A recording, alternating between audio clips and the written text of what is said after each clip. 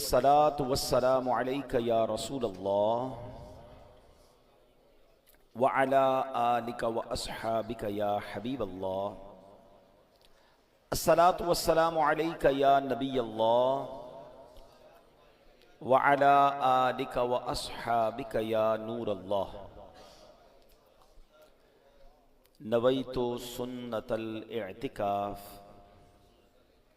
پیارے پیارے اسلامی بھائیوں، جب بھی مسجد میں داخل ہوا کریں یاد کر کے اعتکاف کی نیت ضرور کر لیا کریں. اس کا فائدہ یہ ہوتا ہے کہ دیگر عبادتوں کے ساتھ ساتھ ہمیں اعتکاف کا ثواب بھی ملتا رہے گا. اللہ کی رحمت سے آج جمعہ کا دن ہے، اللہ کریم کی رحمتوں کے نزول کا دن ہے. جامع مسجد فیضان غوث اعظم ڈیفنس میں الحمدللہ نماز جمعہ سے پہلے بیان کا سلسلہ ہے. رب کریم آج کے دن کی برکتیں ہم سب کو نصیب فرمائے. درود پاک پڑھنے کے بے شمار فضائل و برکات ہیں. ایک بڑی پیاری حدیث پاک ہے. اللہ کے پیارے حبیب علیہ الصلوۃ والسلام فرماتے ہیں الدعاء بین الصلاتین لا یرد، یعنی دو درود پاک کے درمیان مانگی جانے والی دعا رد نہیں کی جاتی. یعنی اول درود اور آخر درود ہو اور اس کے درمیان دعا مانگی جائے تو وہ دعا جو ہے وہ رد نہیں ہوتی ہے. تو اپنا ہمیشہ معمول بنائیں کہ جب بھی اللہ کی بارگاہ میں دعا کریں پہلے درود پاک پڑھیں، پھر اس کے بعد آپ دعا کر لیں اور آخر میں بھی درود پاک پڑھیں. آپ نے دیکھا ہوگا عموماً دعا کے آخر میں آیت درود امام صاحب پڑھتے ہیں یا جو بیان کرنے والے وہ پڑھتے ہیں ان اللہ و ملائکتہ یصلون علی النبی یا ایہا الذین آمنوا صلوا علیہ وسلموا تسلیما. جب بھی آیت پڑھی جاتی ہے تو پھر کیا ہوتا ہے؟ پھر سب مل کے درود پاک پڑھتے ہیں. آئیے درود پاک پڑھ لیں. صلی اللہ علی النبی الامی وآلہ صلی اللہ علیہ وسلم صلاۃ و سلاما علیک یا سیدی یا رسول اللہ. تو دعا کے آخر میں بھی درود پاک پڑھ لیا کریں انشاءاللہ. وہ دعاؤں کی قبولیت کروانے والا یہ وظیفہ ہے. اسی طرح تقریباً ہر ہی جمعے کو جب میری حاضری ہوتی ہے حدیث پاک میں ضرور دہراتا ہوں، اور وہ میری نیت یہی ہوتی ہے کہ مزید احساس ہو کہ جمعہ کا دن کتنا اہم دن ہے درود پاک پڑھنے کے لیے. اللہ کے پیارے حبیب صلی اللہ تعالیٰ علیہ وسلم کا فرمان جس کا مضمون کہ جو کوئی شخص جمعہ کے دن مجھ پر 200 بار درود پاک پڑھے اس کے 200 برس کے گناہ معاف کر دیے جاتے ہیں. تو یہ بڑی کمال کی یوں سمجھے کہ روایتیں ہیں. تو ہمیں جمعہ کے دن اسپیشلی کچھ وقت مخصوص کرنا چاہیے جس میں کثرت سے درود پاک پڑھنا چاہیے. آئیے محبت کے ساتھ ایک بار پھر درود پاک پڑھ لیں. صلو علی الحبیب صلی اللہ تعالی علی محمد صلی اللہ علیہ وسلم. اللہ کریم قرآن مجید فرقان حمید میں ارشاد فرماتا ہے. آیت تلاوت کرنے سے پہلے میں اس بات کو مزید واضح کروں کہ ہم کوشش کرتے ہیں کہ جب جب ہماری اس مسجد میں جمعے کے بیان میں میری حاضری ہوتی ہے تو ہم قرآن پاک کی خوبصورت کچھ آیتوں کا ذکر کرتے ہیں اور اس آیت کے تحت ہم کچھ باتیں سیکھنے کی کوشش کرتے ہیں. ہمارا یوں سمجھیے کہ قرآن کی باتیں یہ ہمارا ٹاپک ہوا کرتا ہے. آج بڑی پیاری محبت بکھیرنے والی آیت ہے. اللہ قرآن میں ارشاد فرماتا ہے ان الذین آمنوا وعملوا الصالحات سیجعل لهم الرحمن ودا. ترجمہ آسان ترجمہ قرآن کنز العرفان. بے شک وہ جو ایمان لائے اور نیک اعمال کیے ان قریب رحمان ان کے لیے محبت پیدا کر دے گا. یعنی اللہ کریم ان کے لیے محبت پیدا کر دے گا. اب یہ بڑی کمال کی آیت ہے. اب ذرا اس کو تھوڑا سا سمجھتے ہیں. یاد رہے کہ بڑا ہی مبارک مہینہ ہمارے درمیان ہے اور یہ اللہ کا مہینہ رجب کو اللہ کا مہینہ کہا گیا اور رجب المرجب کا آج ماشاءاللہ پہلا جمعہ ہے. نبی پاک فرماتے اِنَّا رجب شہر اللہ، یعنی بے شک رجب اللہ کا مہینہ ہے. سرکار دو عالم علیہ السلام رجب میں ایک بڑی پیاری دعا کیا کرتے تھے. آئیے ہم بھی مل کے پڑھ کر لیتے ہیں. اللہم بارک لنا فی رجب وشعبان وبلغنا رمضان. اے اللہ پاک ہمارے لیے رجب اور شعبان میں برکت عطا فرما اور ہمیں رمضان تک پہنچا دے. آمین. اب ذرا غور کریں اس دعا میں رجب اور شعبان کی برکت کی دعا کے ساتھ ساتھ رمضان سے کیسا پیار چھلک رہا ہے کہ ہمیں رمضان تک پہنچا دے، ہمیں رمضان سے ملا دے.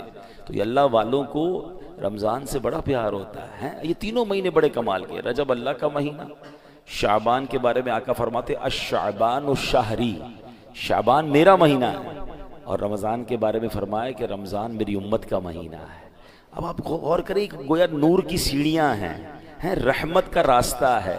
پہلے رجب آیا، پھر شعبان آیا، اور سبحان اللہ پھر رمضان.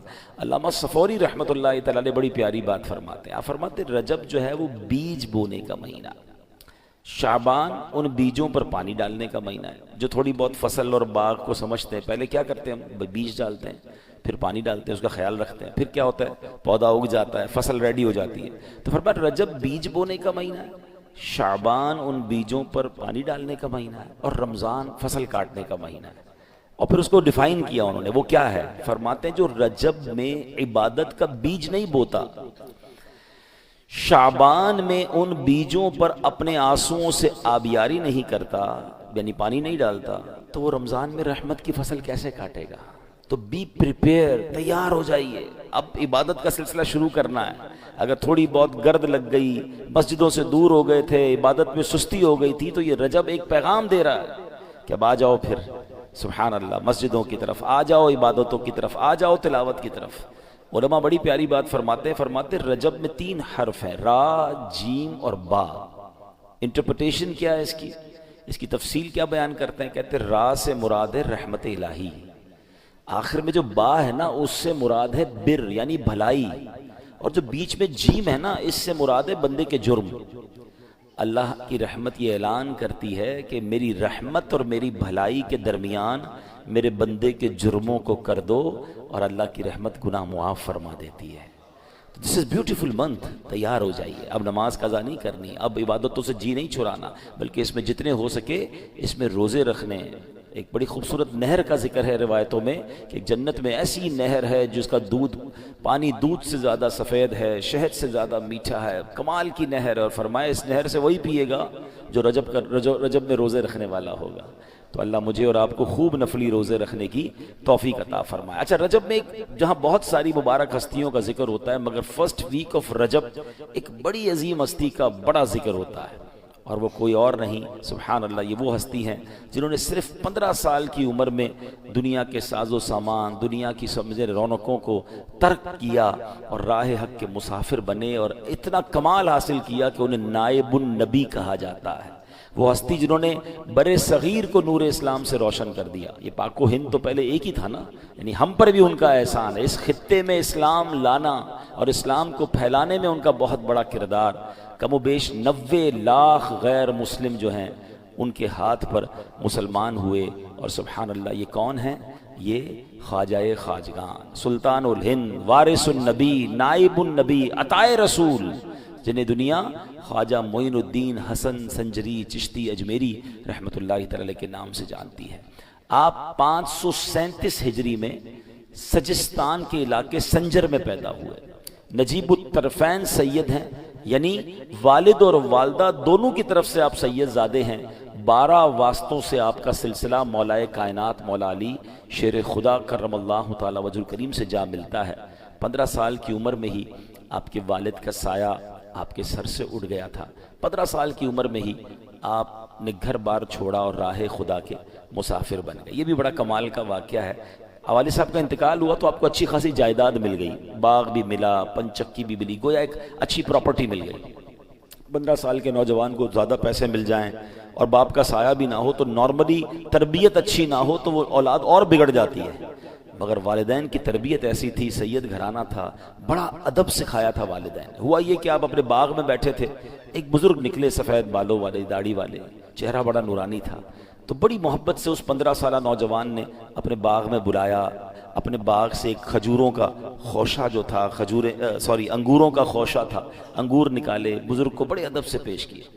اب وہ بزرگ اللہ کے بہت بڑے ولی تھے، انہوں نے دیکھا 15 سال کا نوجوان اتنا باادب، اتنی محبت، تو آپ نے اپنی نگاہ ولایت ایسی ڈالی اور اپنی جھولی سے ایک ایسا کھلی کا سمجھ لے اناج کا کوئی ٹکڑا نکالا اور انہیں کھلا دیا۔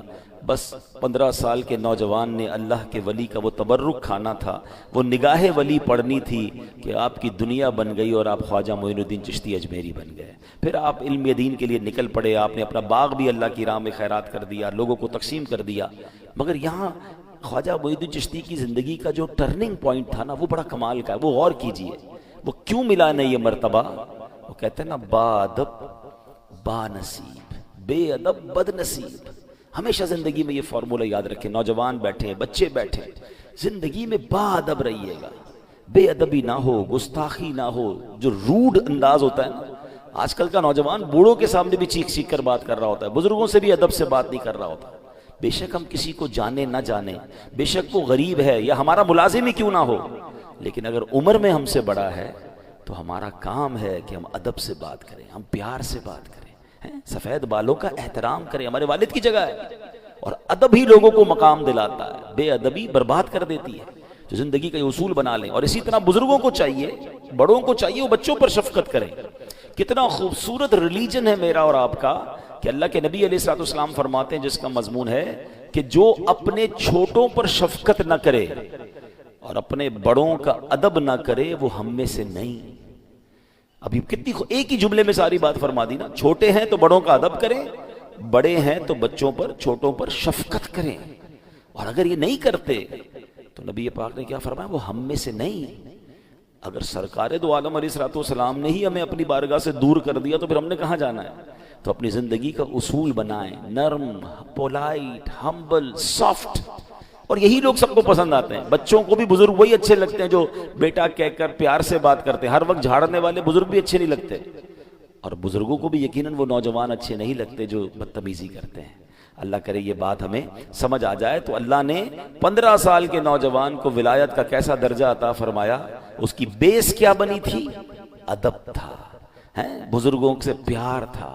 تو کیا معلوم آج ہم کسی بزرگ سے پیار کریں، کسی سے محبت سے پیش آئیں اور اس کا بارگاہ الہی میں کیا مرتبہ ہو، اس کی نظر پڑ جائے اور ہمارا بھی بیڑا پار ہو جائے۔ نگاہ ولی میں وہ تاثیر دیکھی، نگاہ ولی میں وہ تاثیر دیکھی، بدلتی ہزاروں کی تقدیر دیکھی۔ خواجہ خواجگان خواجہ غریب نواز کا وصال کب ہوا؟ 6 رجب تھی 633 ہجری میں، اور آپ کا جو مزار شریف ہے وہ سبحان اللہ اجمیر شریف میں واقع ہے۔ خواجہ ہند وہ دربار ہے اعلیٰ تیرا، کبھی محروم نہیں مانگنے والا تیرا۔ آپ کے بارے میں اب جب ہم نے قرآن پاک کی آیت پڑھی، اب آئیے اس کو دوبارہ سمجھتے ہیں۔ قرآن پاک کی اس آیت کا جز کیا تھا؟ ان الذین آمنوا وعملوا الصالحات، بے شک وہ جو ایمان لائے اور نیک اعمال کیے۔ پہلے کنڈیشن بیان ہوئی اور پھر آگے انعام بیان ہوا۔ کنڈیشن کیا ہے؟ ایمان اور نیک اعمال، یہ 2 اہم باتیں ہیں۔ قرآن کریم میں جہاں جہاں فضیلت کا ذکر ہے نا، آپ پڑھیں گے 2 باتوں کا بار بار ذکر ہوگا، وہ جو ایمان لائے اور نیک اعمال کیے۔ ان الذین آمنوا وعملوا الصالحات، سبحان اللہ، ان کو جہنم کے چھٹکارے کی خوشخبری بھی سنائی گئی، اور اس کو بھی کس کو سنائی گئی؟ جو ایمان والا ہو اور نیک اعمال کرتا ہو۔ دنیا اور آخرت میں کامیاب کون ہے؟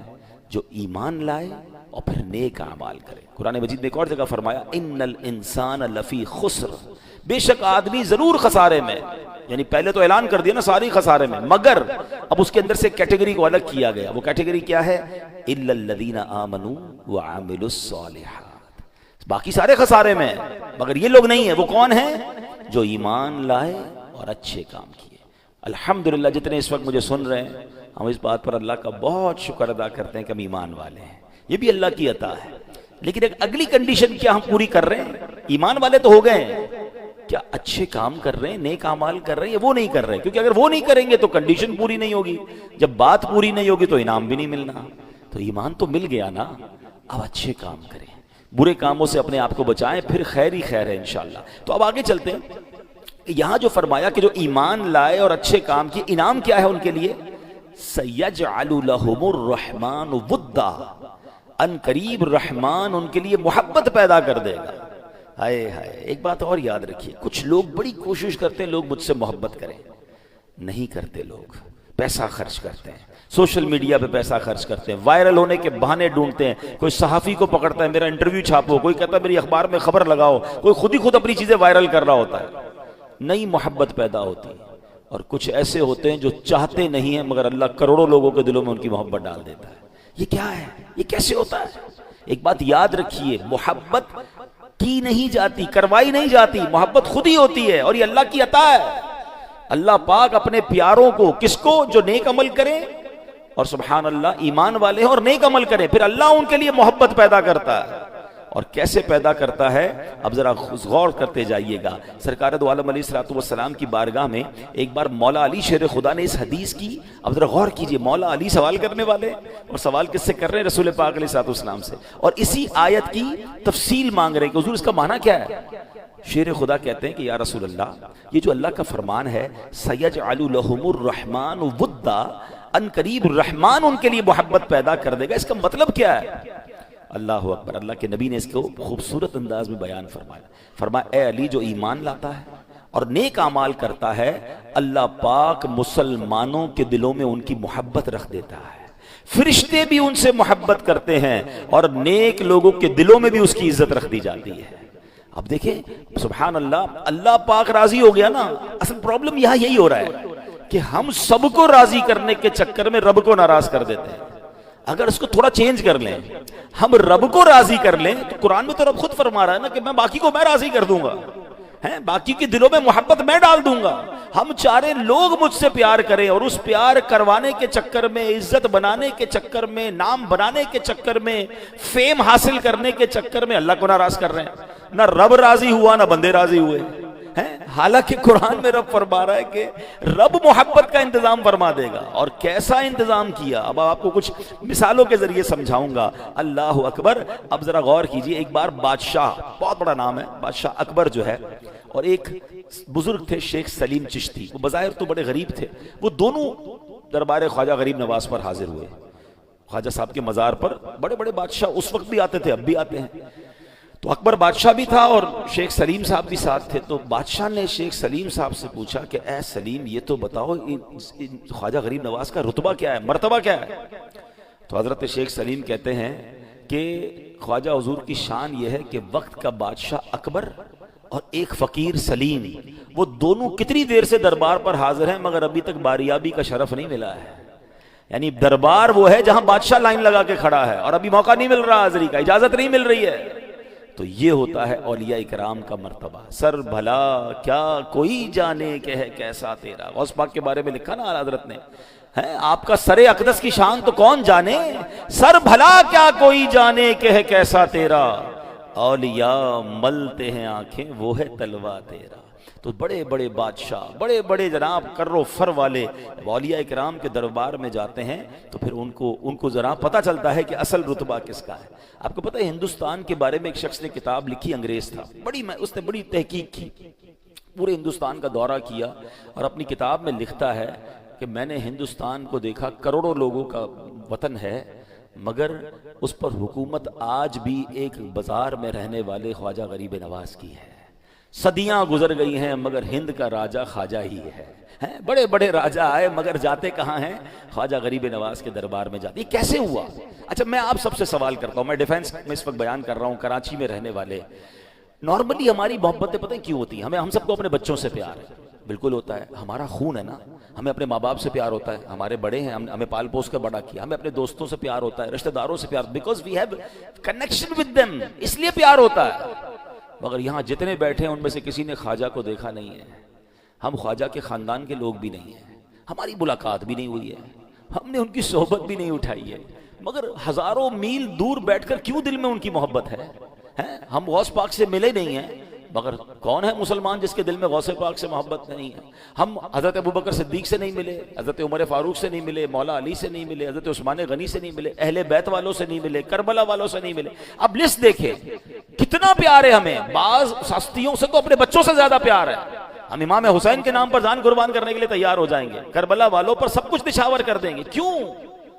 ایسے نہیں آتی محبت، یہ اللہ نے ڈالی ہے۔ اور یاد رکھیے گا، پہلے اللہ اپنے نیک بندوں کو آسمانوں پر مشہور فرماتا ہے، ہاں اب ایک اور حدیث سنیے گا، آپ کا ایمان تازہ ہو جائے گا۔ حدیث پاک کی بڑی مشہور کتاب ہے مسلم شریف، ٹھیک ہے، اس کی حدیث ہے، سرکار دو عالم علیہ الصلوۃ والسلام فرماتے ہیں جب اللہ کریم کسی بندے سے محبت فرماتا ہے تو حضرت جبرائیل کو حکم دیتا ہے۔ اب سنیے گا ذرا، حضرت جبرائیل کو حکم دیتا ہے انی احب فلانا فاحبہ، اے جبرائیل میں فلاں بندے سے محبت کرتا ہوں، تم بھی اس سے محبت کرو۔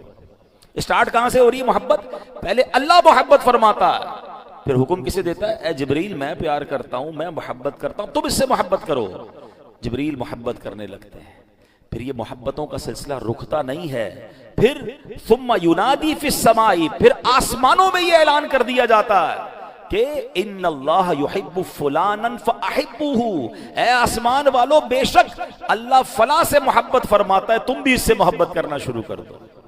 یعنی آسمانوں پر شہرت ہو جاتی ہے، فرشتے محبت کرنے لگتے ہیں، پھر اللہ، اب گویا سارے آسمانوں میں اللہ کے اس نیک بندے، اس ولی اللہ کی محبت عام ہو جاتی ہے۔ اس کے بعد کیا ہوتا ہے؟ حدیث پاک میں نبی پاک فرما رہے ہیں ثم یودع له القبول فی الارض، پھر زمین میں اس بندے کی مقبولیت رکھ دی جاتی ہے، یعنی لوگوں کے دل اس کی طرف مائل کر دیے جاتے ہیں۔ اللہ اکبر! یہ آج اللہ والوں کی محبت جو ہمارے دلوں میں ہے نا، یہ محبت پہلے آسمانوں میں ہے، پہلے فرشتوں میں وہ مشہور ہوتے ہیں اور پھر زمین والوں کے دل ان کی طرف پھیر دیے جاتے ہیں۔ مجھے بتائیں نا، آج ہزاروں سال ہو گئے اولیاء کرام کو اپنے مزارات میں آرام فرما ہے، ہم کہیں اور نہیں جاتے، ہم ڈیفنس میں بیٹھے ہیں، کبھی جائیں حضرت ہمارے عبداللہ شاہ غازی رحمۃ اللہ تعالی علیہ، یہ پہلی صدی کے بزرگ ہیں، 1300 سال پرانے بزرگ ہیں، مگر بتائیے کون سا دن ہے جہاں ان کی بازار پر جھمگٹا نہیں لگا ہوتا؟ دنیا بھر سے لوگ آ رہے ہوتے ہیں، ارے لوگ پنجاب سے آتے ہیں، خیبر پختونخوا سے آتے ہیں، بیرون ملک سے ہمارے مہمان آتے ہیں، کہتے ہیں ہمیں عبداللہ شاہ غازی جانا ہے۔ بھئی تمہیں کس نے بتایا عبداللہ شاہ غازی یہاں ہے؟ کہتے ہیں ہم نے پڑھا ہے اللہ کے ایک ایسے ولی ہیں، اتنی بڑی ہستی ہیں، ان کے مزار پر جاتے ہیں، اپنا پیسہ خرچ کرتے ہیں۔ ایسا نہیں ہر جانے والے کی کوئی تمنا یا کوئی معاملہ اٹکا ہوا ہوتا ہے، بس اللہ ان کے دلوں کو پھیرتا ہے۔ کراچی میں رہنے والوں کو داتا صاحب جانے کی بڑی تمنا، بابا فرید جانے کی بڑی تمنا، ہم یہاں رہتے ہیں ہند جا نہیں سکتے، اجمیر شریف جانے کی تمنا۔ میں گیا ہوں اجمیر شریف، ہزاروں لوگ روزانہ حاضری دیتے ہیں، مسلمان تو مسلمان، غیر مسلم بھی وہاں آ رہے ہوتے ہیں۔ ارے کبھی بغداد شریف جائیں، وہاں دیکھیں کیا حال ہے، یہ کیا ہے؟ اچھا کمال کی بات دیکھیں، کئی سالوں سے ہیں، بہت سارے سالوں سے، اب تو سوشل میڈیا کا زمانہ آ گیا ہے، کتنی کوشش کی جاتی ہے مزار سے روکنے کی، مزار کے خلاف غلط باتیں کر رہے ہوتے ہیں، جناب وہاں جانا شرک ہے، وہاں جانا بدعت ہے، وہاں جانا جناب یہ ہے، روکنے والے روک رہے ہیں، مگر اللہ نے ایسا پیار ڈالا ہے کہ لوگ ہمیشہ وہاں جا رہے ہیں۔ اچھا یہ ہاں میں ایک بات کو ضرور کلیئر کر دوں، ہمیں بھی پتا ہے کہ مزار شریف پر کچھ ایسے جاہل لوگ ہوتے ہیں جو غیر شرعی کام کرتے ہیں، لیکن ہمیشہ یاد رکھیں آپ کے ناک پر مکھی بیٹھی ہو تو ناک کاٹتے ہیں یا مکھی اڑاتے ہیں؟ آپ مکھی اڑائیں گے نا، تو آپ غلط کام کرنے والوں کو غلط کہیں، ان کو ہٹائیں وہاں سے۔ آپ کئی شادیاں جو حرام کام ہوتے ہیں، آج تک کسی نے نہیں کہا بھائی شادی بند کر دو، شادی میں حرام کام ہوتے ہیں، نہیں وہ تو بڑی میٹھی سنت ہے۔ بندہ یہ کہے گا غلط کام نہ کریں شادی میں، تو الحمدللہ دعوت اسلامی والے صرف بات نہیں کرتے، ہم نے الحمدللہ اس کا ایک پورا پروسیس بنایا، ہم نے ایک پوری مجلس بنائی مزارات اولیاء کی، کہ مزارات پر جا کر جن لوگوں کو شرعی طریقے سے بزرگوں کے دربار میں حاضری کا طریقہ نہیں آتا، انہیں مزار پر جا کر سکھاتے ہیں، بتاتے ہیں کہ یہ حرام ہے، یہ ناجائز ہے، مگر جو جائز طریقہ ہے اللہ والوں کی برکتیں نہیں ملیں گی، کیسے ہو سکتا ہے؟ اب آپ مجھے بتائیں جنہوں نے اللہ کو راضی کر لیا ان کے مزار پر کتنی رحمتیں برس رہی ہوں گی؟ بڑی آسان سی بات کر لیتا ہوں، مجھے بتائیے حضرت زکریا اللہ کے نبی ہیں، ٹھیک ہے، اور ان کے دل میں ایک تمنا تھی اولاد کی، قرآن کا واقعہ بتا رہا ہوں، قرآن پڑھیں تو آپ کو تفصیل ملے گی نا، سورہ مریم پڑھیں تو کیا ہوا، ان کو جب اولاد کی تمنا تھی تو انہوں نے کہاں جا کر دعا کی؟ محراب مریم میں جا کر۔ حضرت مریم جس محراب میں عبادت کرتی تھی، حضرت زکریا نے جا کر وہاں دعا کی، اللہ نے اس مبارک مقام کی برکت سے آپ کو اولاد عطا فرما دیا۔ خوبصورت واقعہ پتہ ہے کیا سکھا رہا ہے؟ وہ کہیں سے بھی لوگ کہتے ہیں نا مزار پر جانے کی کیا ضرورت، اللہ سے ہی مانگنا ہے، مسجد میں بیٹھ کے مانگ لو، گھر میں بیٹھ کے مانگ لو۔ حضرت زکریا کو نہیں پتا تھا، کیوں گئے تھے محراب مریم میں؟ جہاں اللہ والوں کے قدم لگ جائیں وہ جگہ مبارک ہو جاتی ہے، وہ دعائیں قبول ہونے لگ جاتی ہیں۔ اللہ اکبر، یہ تو واقعہ قرآن میں ہے نا۔ مجھے بتاؤ اللہ والوں کے قدم لگ جائیں، وہ جگہ مبارک ہو جائے، جہاں اللہ والے خود موجود ہوں، وہ جگہ کتنی مبارک ہوگی۔ تو بہرحال میرا موضوع یہ ہے کہ کہ اللہ پاک کس طرح لوگوں میں اپنے نیک بندوں کو مشہور کرتا ہے کہ پہلے آسمانوں میں محبت پیدا ہوتی ہے، پہلے وہ فرشتوں میں مشہور ہوتے ہیں، اور پھر سبحان اللہ یہاں مسلمانوں کے دلوں میں محبت ڈال دی جاتی ہے۔ آج بھی دیکھیں جو ماشاءاللہ دین کا کام کر رہے ہیں، پیران عظام ہیں، اولیاء کرام ہیں، اللہ نے کیسی لوگوں کے دلوں میں ان سے محبت ڈالی ہے۔ کوئی رشتہ داری نہیں ہے، لوگ دیکھنے کو، دیدار کو ترستے ہیں، ملنے کو ترستے ہیں، سفر کر کے ان سے ملنے آتے ہیں۔ یہ کمال ہے۔ تو ہمیں ایک بات سیکھنے کو مل رہی ہے، یہ میرا پیغام ہے ان تمام لوگوں کے لیے جو آج سوشل میڈیا کے پیچھے بھاگ رہے ہیں، جو شہرت کے پیچھے بھاگ رہے ہیں، جو چاہتے ہیں کسی طرح میرا نام ہو جائے، جو چاہتے ہیں جناب لوگ مجھ سے محبت کرنے لگے۔ یہ ایسے نہیں ہوگی، یہ اللہ دلوں کا قبضہ اللہ کی دست قدرت میں ہے، رب چاہے گا۔ دیکھیں اب ایک اور بات بھی یہاں پرابلم ہے، کچھ لوگ کہتے ہیں میرے تو کروڑوں چاہنے والے ہیں، کئی ہیں ایسے ناچ گانے والے، غلط کام کرنے والے، واقعی ان کے لاکھوں کروڑوں فالوورز ہیں۔ دو باتیں یاد رکھیے گا، عزت الگ ہوتی ہے، شہرت الگ ہوتی ہے، ٹھیک ہے؟ شہرت تو شیطان کی بھی بہت زیادہ ہے، دنیا میں شاید سب سے زیادہ مشہور شیطان ہی ہوگا، کیونکہ مسلمانوں کے علاوہ غیر مسلم بھی جانتے ہیں اسے۔ فرعون سے زیادہ مشہور ہے کوئی؟ قارون سے زیادہ کوئی مشہور ہے؟ تو سوچئے کیا ایسی شہرت چاہیے؟ شہرت ہر چیز نہیں ہے، شہرت تو ہو جاتی ہے، آپ الٹا کام کریں، معاذ اللہ کہتے ہیں نا، کوئی بندہ لباس اتار کر روڈ پہ چلنا شروع ہو جائے، لاکھوں لوگ اس کو دیکھیں، اس کی ویڈیو کروڑوں لوگ دیکھ لیں گے، تو مشہور ہو گیا وہ۔ شہرت الگ ہے، عزت اور محبت الگ ہے۔ یہ پہلے سوچنا ہوگا ان لوگوں کو جو کہتے ہیں میرے اتنے کروڑ، اتنے لاکھ فالوور، دنیا میری دیوانی۔ کس بات پر دیوانی ہے؟ تمہارے حرام کام پر دیوانی ہے۔ یہ عزت نہیں ہے، یہ لوگ تھوڑی دیر دیکھیں گے اور کہتے بھی ہیں وہ نہیں جو ناچنے والا اس کو میں دیکھ رہا ہوں، وہ نہیں جو گانے والا۔ ارے اس شہرت کو کیا کرنا ہے جو اللہ کو ناراض کر کے تمہیں مل رہی ہے؟ وہ تو فرعون کو بھی ملی، شیطان کو بھی ملی۔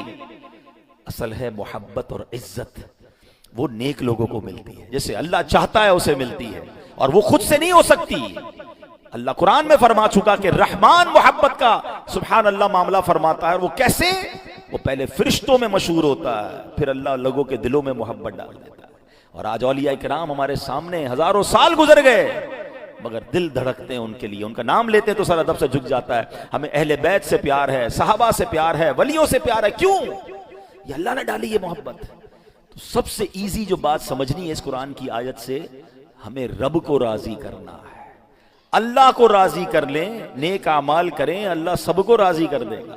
ہاں یہ نہ کہیں لوگ مجھے کیوں نہیں پیار کرتے، آپ رب سے سچی محبت کریں نا، اللہ نے انشاءاللہ دلوں کو بدل دینا ہے۔ خواجہ غریب نواز کے ساتھ یہی تو ہوا نا کہ آپ جب ہندوستان گئے نا تو آپ کو ویلکم نہیں کیا گیا۔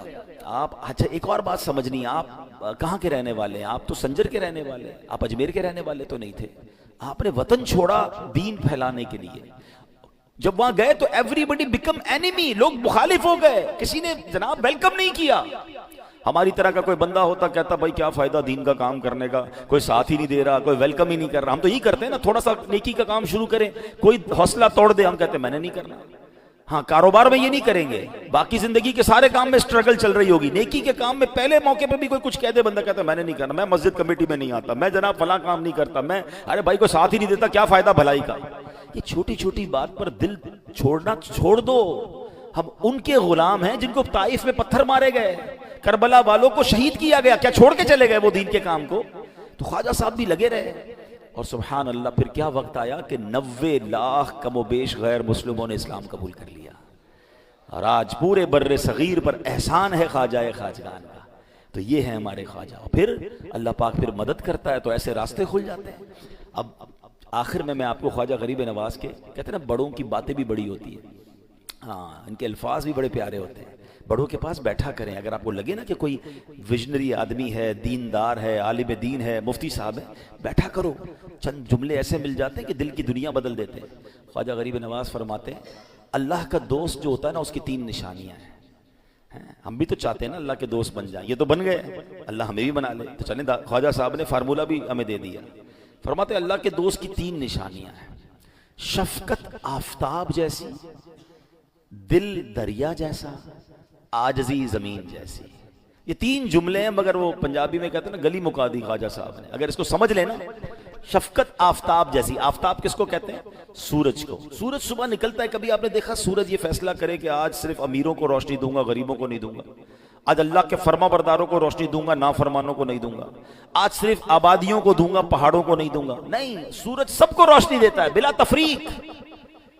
اب میں نے اور آپ نے کیا سیکھنا ہے کہ محبت سب کو دینی ہے، شفقت سب کو دینی ہے، مسکراہٹ سب کو دینی ہے۔ نہیں، ہم تو ملتے بھی خاندان والوں سے ہیں، رشتہ داروں سے ہیں، مسجد میں بھی ہو رہا ہوتا ہے، نماز پڑھنے کے بعد اپنے لیول کے، اپنے محلے کے لوگوں سے لوگ ہاتھ ملاتے، جس کو نہیں جانتے اس کو ہاتھ بھی نہیں ملاتے۔ شفقت آفتاب جیسی، غریب ملے، امیر ملے، جس کو جانوں وہ ملے، جس کو نہ جانوں وہ ملے، سب سے پیار، سب سے محبت، سب کو مسکراہٹ۔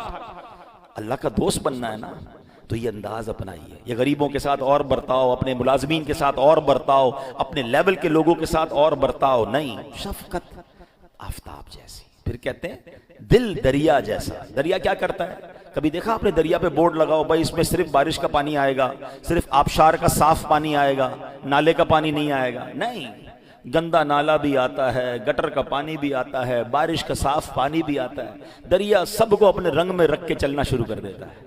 تو دل بڑا ہونا چاہیے۔ آپ جب بڑا کام کرنا چاہتے ہیں نا تو آپ سے محبت کرنے والے بھی ہوں گے، آپ کو کرٹیسائز کرنے والے بھی ہوں گے، آپ سے جناب مخالفت کرنے والے بھی ہوں گے، دل توڑنے والے بھی ہوں گے۔ نہیں، دل دریا جیسا، سب کو لے کر چلنا ہے۔ تو اگر اللہ کا دوست بننا ہے تو دل بڑا کی، چھوٹی چھوٹی بات پر ناراض ہونا، میں بدلہ لوں گا، میں بتاؤں گا، اس نے میرے بارے میں ایسا کہا، میں یہ کروں گا، پھر آپ ابھی چھوٹے ہیں، ابھی آپ کا دل دریا والا نہیں ہے۔ اگر اللہ کا دوست بننا ہے تو ہیو اے بگ ہارٹ، دل دریا جیسا۔ پھر کیا فرمایا؟ عاجزی زمین جیسی۔ میں اور آپ اس وقت کس پہ بیٹھے ہوئے بتائیے نا؟ یہ زمین تو خوش ہوگی نا، کیونکہ کہاں شامل ہو گئی؟ اللہ کے گھر میں شامل ہو گئی نا، جنت کا ٹکڑا بن گئی۔ مگر باہر روڈ پر گاڑیاں گزر رہی ہیں، کہیں گٹر بنا ہوا ہے، کہیں لوگ پیروں تلے روند رہے ہیں، سب کے لیے بچھی ہوئی ہے نا۔ تو عاجزی اسی کا نام ہے کہ بچھا رہے، اکڑے نہ، تکبر نہ کرے۔ دانا خاک میں مل کر گلے گلزار ہوتا ہے۔ آپ نے دیکھا ہوگا جن درختوں پر پھل لگتے ہیں نا، جس پر بھی پھل لگتا ہے وہ جھک جاتا ہے۔ اکڑا ہوا درخت جو ہوتا ہے اس پہ سیدھا تو ہو جاتا ہے مگر پھل نہیں لگتے۔ تو اگر آپ چاہتے ہیں آپ کو پھل لگے نا تو جھکے رہے، عاجزی اختیار کریں، اکڑ نہ ہو، تکبر نہ ہو، گھمنڈ نہ ہو، میں یہ میں وہ نہیں، میں جو کچھ ہوں وہ اللہ کی عطا ہے، میں کچھ بھی نہیں۔ اب یہ 3 جملے یاد کر لو، آج جمعے کا بیان سمجھ لے وصول ہو جائے گا۔ دہرا لیں، شفقت، مل کر کہیں، شفقت آفتاب جیسی، دل دریا جیسا، اور عاجزی زمین جیسی۔ یہ دہرا لیجئے گا 2-3 بار، اور ہو سکے تو اس کو غور کیجئے گا۔ میری شفقت آفتاب جیسی ہے، سب کے لیے یکساں ہوں، دل میرا دریا جیسا ہے، عاجزی زمین جیسی ہے، تو پھر اللہ کا دوست بننا انشاءاللہ اللہ نے چاہا آسان ہو جائے گا۔ اللہ کرے کہ خواجہ صاحب کا یہ فیضان مجھے بھی نصیب ہو جائے، آپ کو بھی نصیب ہو جائے۔ اللہ پاک ہم سب کو اس مہینے کی برکتیں نصیب فرمائے، آمین بجاہ النبی الامین صلی اللہ